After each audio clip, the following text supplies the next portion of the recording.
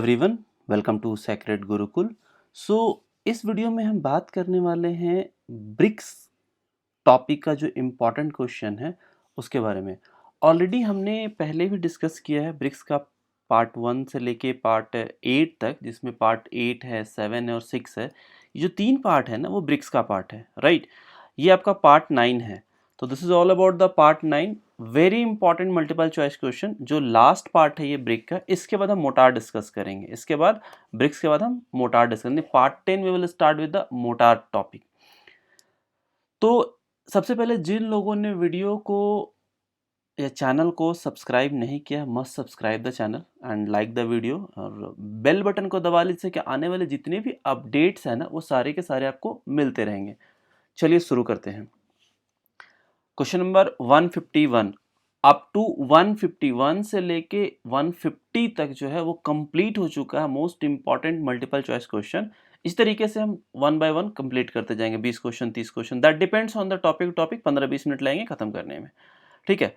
तो पहला question, what gas is primarily responsible for bloating? Excessive swelling की बात कर रहा है, एक्सेसिव स्वेलिंग की बात कर रहा है of brick during the firing. कौन सा होता है? तो very simple answer, carbon dioxide नहीं, रॉन्ग आंसर। ऑक्सीजन भी नहीं है, नाइट्रोजन भी नहीं है। The correct answer is the sulphur oxide. क्या हो जाएगा? Sulphur oxide is the correct answer. Next, what is the main purpose of tempering clay before molding?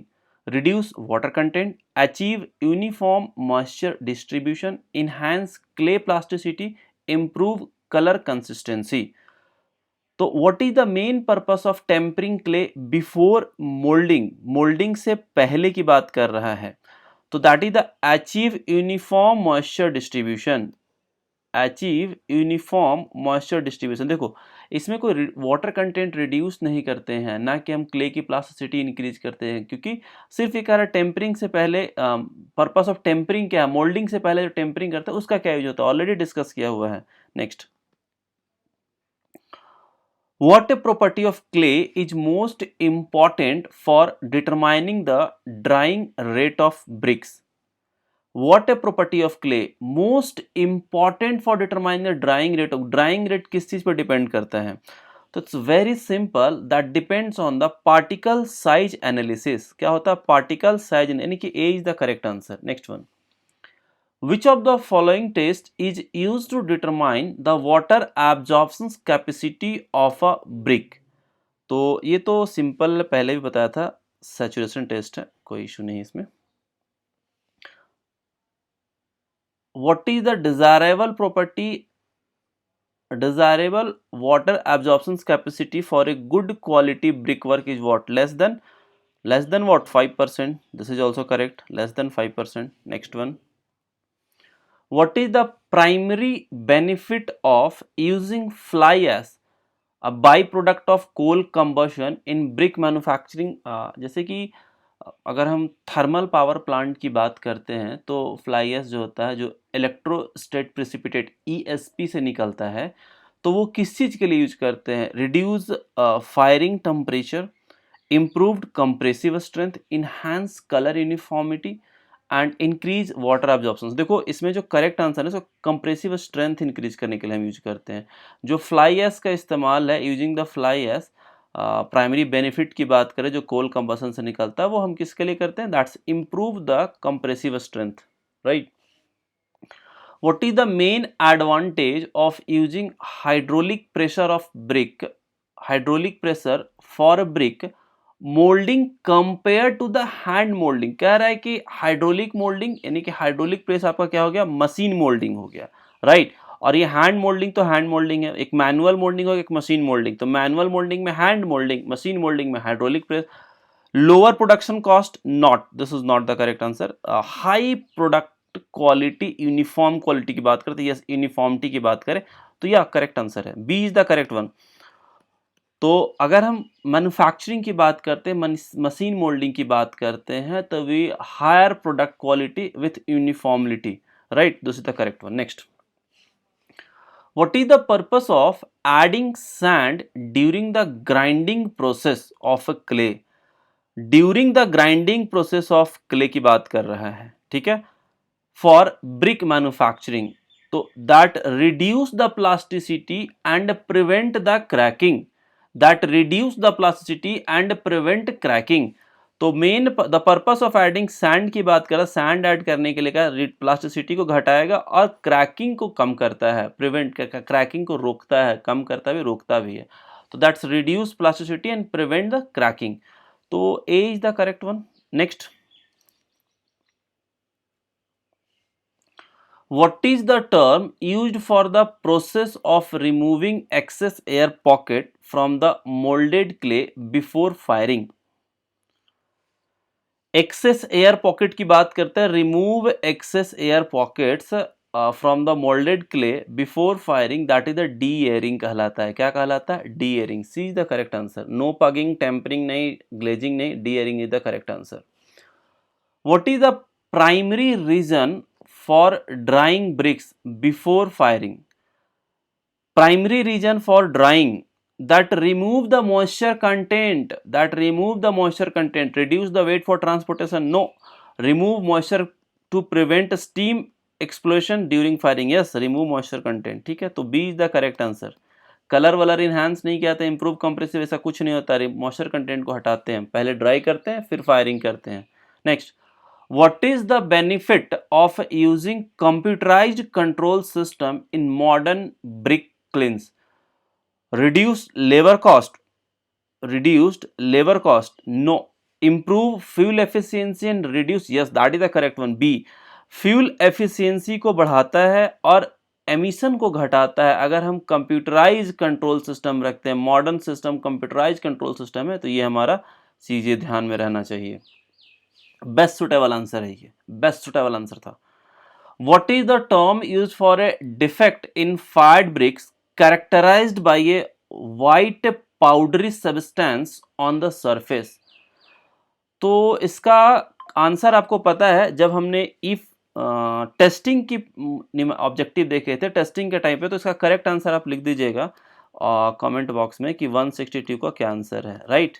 Please right in the comment section. Next, which of the following is the primary advantage of using fire clay bricks? Which of the following primary advantage of fire clay bricks? Fire, low cost, high temperature resistance, good insulating properties, excellent water absorbent। बताइए, primary advantage of using the fire clay bricks, anyone का answer? Please right in the comment section. एक दो तो आप लिखो, जैसे 162 लिखा तो 163 का भी आंसर आप ही दोगे। ऑलरेडी ये डिस्कस किया हुआ है, ठीक है ना? तो मतलब इस तरीके का क्वेश्चन डिस्कस किया, सेम नहीं था बट ऐसा था question. So next, now coming to the 164, what makes fly ash brick as sustainable building material? बताइए, what makes fly ash brick a sustainable building material? High compressive strength? No. Improved thermal insulation? No. Reduced embodied energy use waste production? Yes, that's a correct one, कि we are using the waste product for the construction material, as a construction material, building construction material as a brick, right? तो reduced embodied energy and the waste product, usage of the waste product. Next one, what is the main drawback of using concrete brick compared to the clay brick? Higher cost, ऐसा कुछ नहीं है। Lower fire resistance is the very important point, कि अगर हम drawback की बात करें, main drawback of the concrete brick is compare to the clay brick due to the lower fire resistance. क्या हो जाएगा? Lower fire resistance. Next, which type of the brick is known for the lightweight properties and good thermal insulation? Light weight और अच्छे thermal insulation की बात करें तो एक ही आपको नाम दिख रहा है, that is the fly ash brick. Light weight भी होता है और थर्मल इंसुलेशन भी काफी अच्छा होता है, तो fly ash brick is the correct answer. Which of the primary purpose of using glazed bricks?